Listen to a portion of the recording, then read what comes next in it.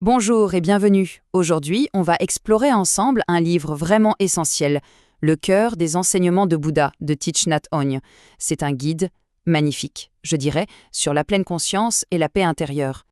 Et ça commence par une question qui a l'air toute simple, mais qui est en fait vertigineuse. Sommes-nous vraiment présents dans nos propres vies? Est-ce qu'on est là pour de vrai? Pour répondre à ça, Thich Nhat Hanh utilise une image très forte. Il dit « Le cheval de notre énergie d'habitude nous emporte et nous en sommes captifs ».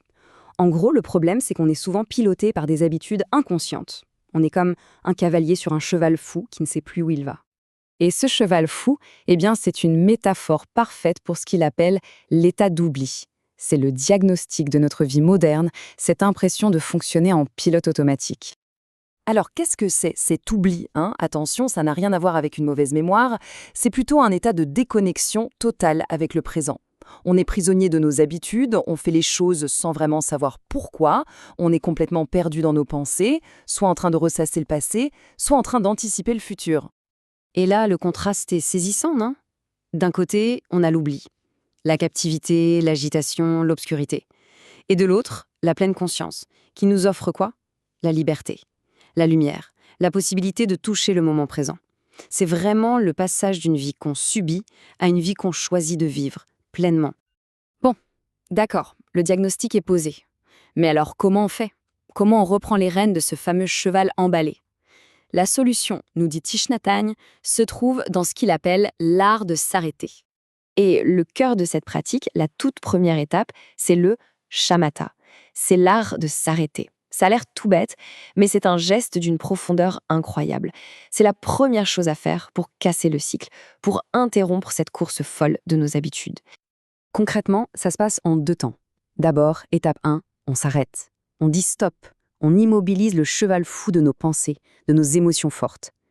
Ensuite, étape 2, une fois qu'on a stoppé la machine, on calme, on apaise la tempête intérieure, souvent juste par la respiration. On devient stable, enraciné, comme un grand chêne. C'est vraiment comme laisser la poussière retomber dans un bocal d'eau qu'on vient de secouer. Il faut d'abord arrêter de secouer. Une fois qu'on a appris à s'arrêter, notre regard sur le monde change. Et ça transforme notamment notre relation à ce qu'on consomme. Et attention, quand on dit consommer, il ne s'agit pas seulement de nourriture. Thich Nhat Hanh nous explique qu'il y a 4 types de nourriture. Bien sûr, il y a la nourriture qu'on mange, mais il y a aussi les impressions sensorielles, ce qu'on voit, ce qu'on entend. Il y a notre volition, nos désirs profonds, et il y a notre conscience elle-même. Et de toutes ces nourritures, celles qui viennent de nos sens sont devenues extrêmement puissantes. Et là, on voit à quel point cet enseignement, qui a des millénaires, est d'une actualité brûlante. Pensez à toutes les toxines qu'on ingère chaque jour par nos sens, sans même s'en rendre compte. Les infos anxiogènes en boucle, les réseaux sociaux qui nous montent les uns contre les autres, les films violents, les pubs qui créent des désirs sans fin. Tout ça, c'est une nourriture qui alimente notre agitation et nous maintient prisonniers de cet état d'oubli. Alors, comment se protéger?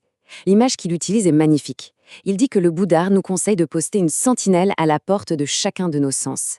Et cette sentinelle, c'est la pleine conscience. Elle est là, elle observe, elle filtre. Elle nous aide à choisir ce qui va nous nourrir sainement et à laisser dehors ce qui pourrait nous empoisonner. D'accord, mais à quoi ça mène tout ça? Quels sont les fruits de cette pratique concrètement? Ça se voit particulièrement dans nos relations aux autres. Voyons comment la pleine conscience peut complètement transformer notre vision de l'amour. Pour Thich Nhat Hanh, le véritable amour n'est pas juste un sentiment qui nous tombe dessus. C'est une pratique active, une compétence qui se cultive. Et elle est composée de 4 éléments indissociables. Il y a Maitri, la bienveillance, Karuna, la compassion, Mudita, la joie partagée, et enfin Upeksha, l'équanimité, un amour qui ne cherche pas à posséder. Pour illustrer à quel point la compréhension est cruciale en amour, il raconte une histoire géniale, celle du durian. Il dit « Tu m'aimes, tu veux que je sois heureux, mais tu me forces à manger du durian ». C'est l'exemple parfait d'un amour plein de bonnes intentions, mais sans aucune compréhension de l'autre, et ça crée de la souffrance. Et ça nous amène directement au 4e élément, l'équanimité, cet amour non possessif. Le véritable amour ne peut pas être une prison. L'image est belle, c'est comme une brise d'été. Si on essaie de l'enfermer dans une boîte, elle meurt. Essayer de posséder l'autre, de le contrôler, c'est tuer l'amour à petit feu. L'amour a besoin de liberté pour respirer. Et tout ça nous mène à la conclusion la plus libératrice de tout l'enseignement. C'est la prise de conscience que le bonheur, le paradis, Ce n'est pas une destination lointaine à atteindre après des années d'efforts. Non. Notre véritable maison, notre chez-nous, il n'est pas dans le passé qu'on regrette, ni dans un futur qu'on fantasme. Il est là, disponible, ici et maintenant. C'est une idée si simple, mais qui change tout. On passe notre vie à courir après quelque chose qui est déjà là, accessible dans le simple fait d'être présent. Et c'est ce qui est résumé dans cette citation magnifique. Tous les éléments de votre bonheur sont déjà là. Il n'est nul besoin de courir, de s'efforcer, de chercher ou de lutter. Juste être. La pratique ultime, c'est peut-être ça, l'absence de but. Arrêter de courir, de vouloir, de lutter, et simplement être. Et c'est là qu'on réalise qu'on a déjà tout. Ce qui nous laisse avec une dernière question, une question toute simple à méditer. Si notre véritable demeure est ici, alors pourquoi continuer à courir ?